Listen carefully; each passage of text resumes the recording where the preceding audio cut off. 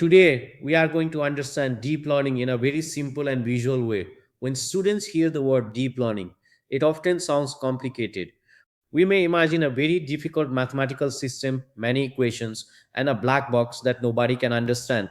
But actually, the basic idea is simple. A neural network is a system that receives input, processes that input through many connected units, and produces an output. These connected units are called neurons or nodes. The connections between them have weights. During learning, the network changes these weights so that the output becomes closer to the correct answer. In this slide, we can see the brain like structure. It shows the idea that artificial neural networks were inspired by the human nervous system. But we should remember one important point. Artificial neural networks are not exact copies of the human brain. They are simplified mathematical models. The main process has two directions. First is forward propagation. In forward propagation, data moves from input to output. The network makes a prediction. Second is back propagation. In backpropagation, the network checks the error and sends that error backward to update the weights. So throughout this class, keep this basic flow in mind. Input comes in, the network calculates, output comes out, error is measured, and then the network adjusts itself. That is the foundation of deep learning. Now let us start from the smallest unit, the neuron. On the left side, we see a biological neuron. It has dendrites, a cell body, an axon, and synapses. Dendrites receive signals from other neurons. The cell body processes the information. The axon carries the signal forward. Synapses are the connection points between neurons. On the right side, we see the artificial version of this idea. Instead of biological signals, we have numerical inputs. These inputs are usually written as x underscore 1, x underscore 2, x underscore 3, and so on. Each input has a weight, such as w underscore 1, w underscore 2, w underscore 3. The weight decides how important that input is. The artificial neuron multiplies each input by its weight, adds them together, adds a bias, and then passes the result through an activation function. The simple formula is f of the summation of wi multiplied by xi plus b. Here, xi means the input value, wi means the weight associated with that input, b represents the bias term, and f represents the activation function. The slide also says a neural network is simply a graph, nodes, process, links, transmit. This is a very important sentence. A neural network is not magic. It is a graph of connected processing units.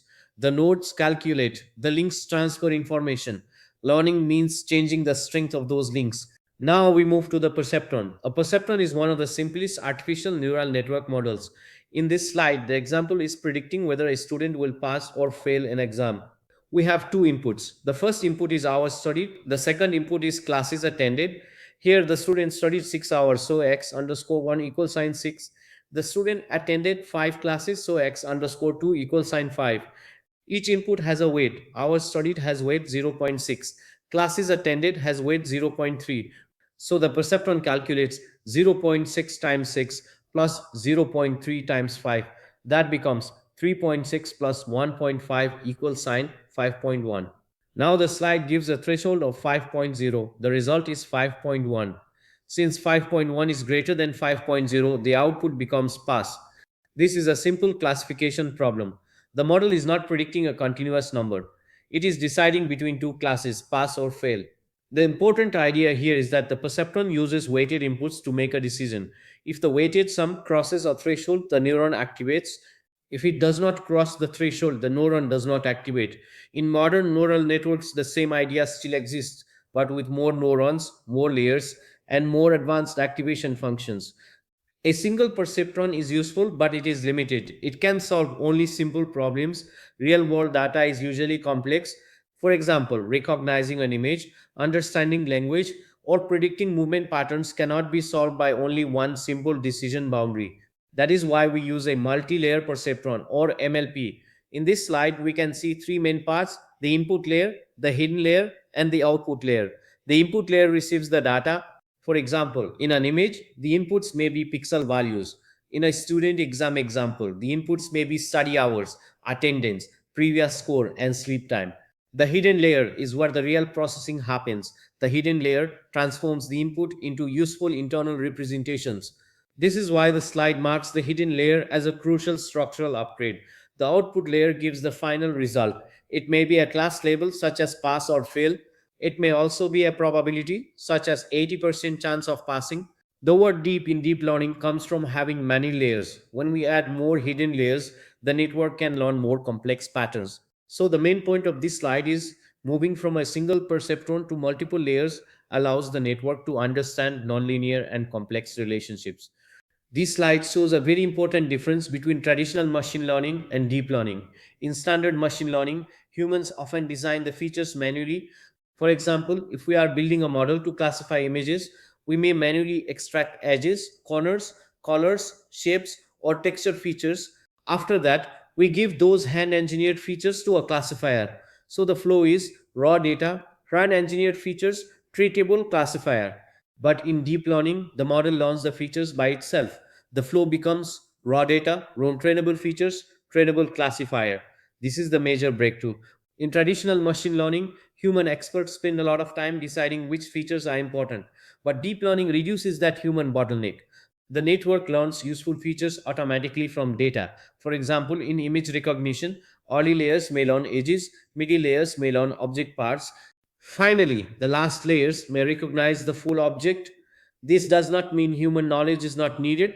We still need to design the architecture, prepare data, select loss functions, and evaluate the model. But deep learning changes the feature extraction process from manual design to automatic learning. That is the paradigm shift.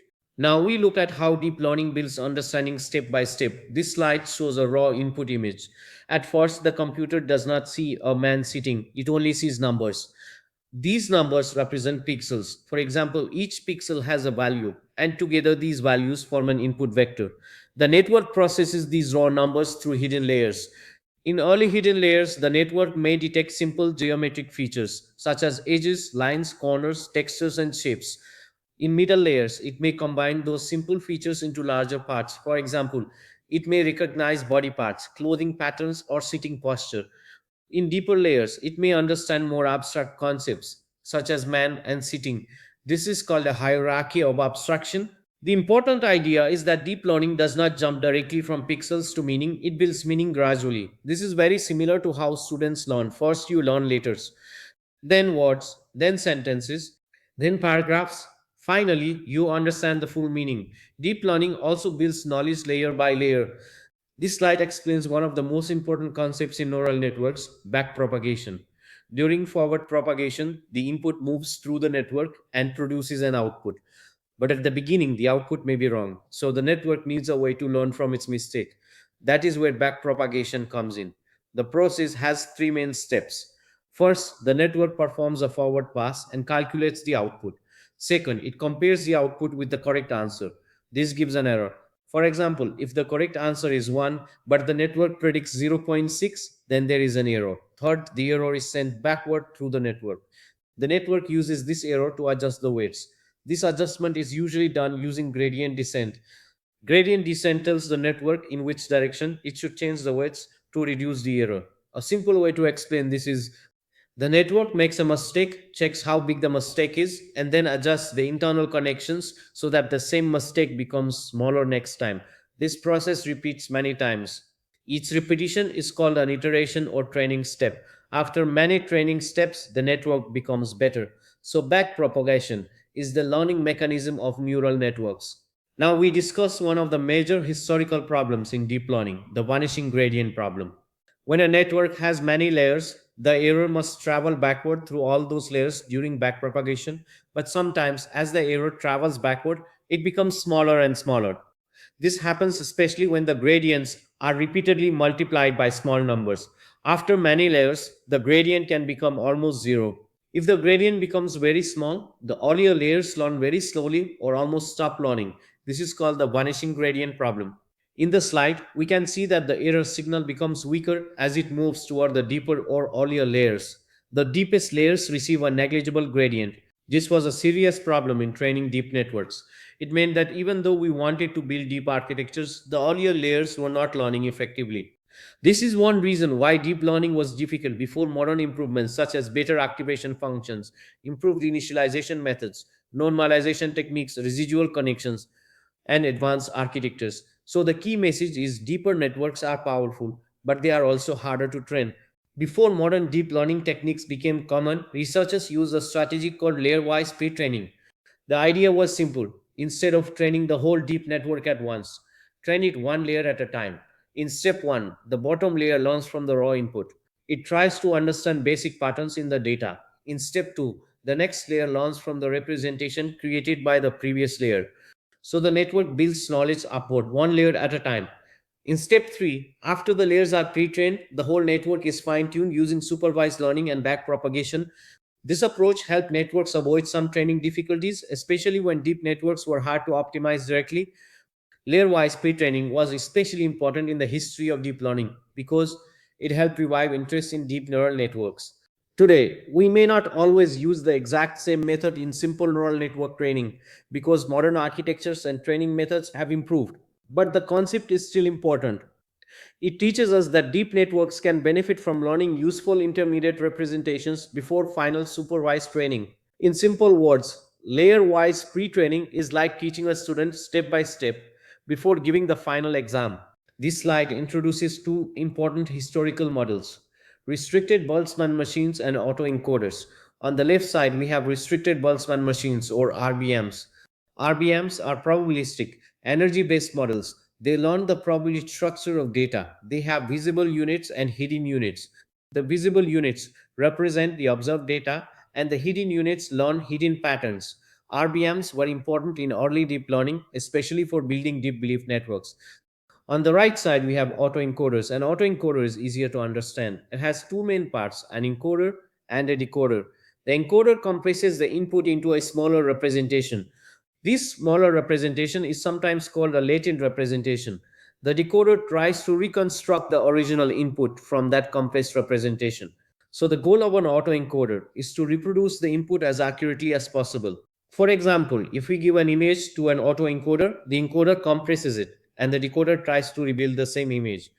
During this process, the network learns important features of the data. Autoencoders are useful for dimensionality reduction, noise removal, anomaly detection, and representation learning. So the main difference is RVMs are probabilistic and energy based, while autoencoders are deterministic feedforward models that learn by reconstructing input data. Now we come to deep belief networks or DBNs. The slide says that a DBN is a stacked architecture of restricted Boltzmann machines. This means we place one RBM on top of another. The first RBM learns basic patterns from the input data. The second RBM learns patterns from the first RBM's hidden representation. The third RBM learns even higher level patterns. By stacking RBMs, the network becomes deep. Each layer learns a more abstract representation of the data. This was very important in the development of deep learning. Before modern GPUs, large datasets, and improved training methods, DBNs provided a practical way to train deep models. The slide also explains that by stacking probabilistic RBMs, the network builds robust generative models of the data before supervised fine tuning is applied. So, DBNs can be understood as a historical bridge between shallow neural networks and modern deep learning. They showed that deep architectures could learn meaningful representations if trained carefully. Until now, we have mostly discussed feed forward networks. In feed forward networks, information moves from input to output in one direction, but some data has a time sequence. For example, sentences, speech, music, stock prices, sensor data, and human movement data all depend on time. For this type of data, we use recurrent neural networks or RNNs. In this slide, we can see that the RNN has a loop. This loop allows the network to remember information from the previous time step. Here, S underscore T is the current hidden state. CT1 is the previous hidden state. X underscore T is the current input. The network combines the current input with previous memory. When we unfold the RNN across time, we can see it as a repeated structure: one cell at time t1, one cell at time t, and one cell at time t plus 1. This is why the slide says that a loop is just a deep network stretched across time. So, the main strength of RNNs is that they can process sequential information and maintain temporal context. This slide summarizes the full journey. We started with a single perceptron, then we moved to a multi-layer perceptron, then we discussed deep belief networks. Now we are also looking at recurrent neural networks. The slide says that from static logic gates to language models, the atomic mechanism never changes. Weights, sums, and activations simply reorient across layers and time. This is a very powerful idea. Although neural network architectures look different, their basic building blocks are similar. A perceptron uses weighted sums and activation. An MLP uses many perceptrons in layers. A DBN stacks probabilistic layers. An RN repeats a neural structure across time. So, deep learning is not one single architecture. It is a family of architectures built from similar ideas. The basic mechanism is always receive input, multiply by weights, add bias, apply activation, produce output, calculate error, and update weights. Once students understand this core mechanism, many deep learning models become easier to understand. This slide explains different types of input output patterns in RNNs. The first type is many to one. In this case, the network receives many inputs but produces one output. A good example is sentiment analysis. Suppose we give a sentence like, "This movie was very good." The network reads all words in sequence and finally predicts one label, positive or negative. The second type is many to many. Here, the network receives a sequence and produces another sequence. Machine translation is a common example. For example, an English sentence goes in and a French sentence comes out. The input and output are both sequences. The third type is synced many to many. In this case, the network gives an output at each time step. Language modeling is an example. The model reads previous characters or words and predicts the next character or word at each step. This slide is useful because it shows that RNNs are flexible. They are not limited to one kind of task.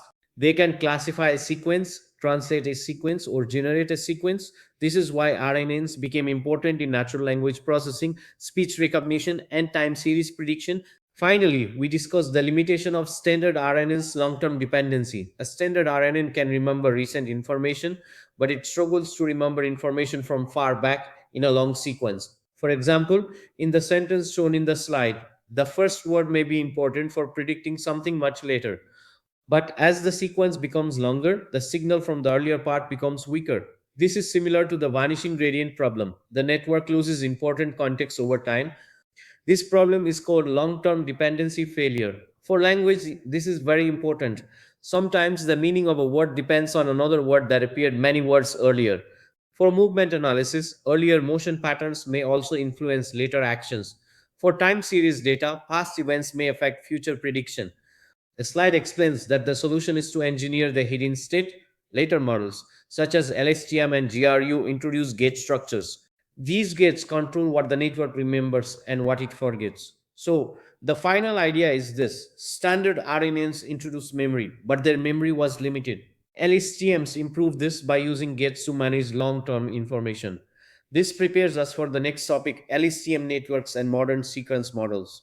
To summarize today's class, we started from the basic idea of a neuron and moved toward deeper and more advanced neural network architectures. We learned that a neural network is made of nodes and connections. Each connection has a weight. The neuron calculates a weighted sum, adds bias, applies an activation function, and produces an output. Then we studied the perceptron, which is the simplest decision making unit. After that, we scaled up to the multi layer perceptron, where hidden layers allow the network to learn complex nonlinear patterns. We also discussed how deep learning changed machine learning by allowing models to learn features automatically from raw data. Then we studied backpropagation, which allows the network to learn from error. We also discussed the vanishing gradient problem and how layer wise pre training helped train deeper networks historically. Finally, we moved to sequence models, especially RNNs, and saw how they process time based data. We ended with the limitation of long term dependency, which leads naturally to LSTM and GRU models. So, the key message is deep learning may look complex, but its foundation is simple: weighted connections, activation functions, error correction, and learning through repeated adjustment.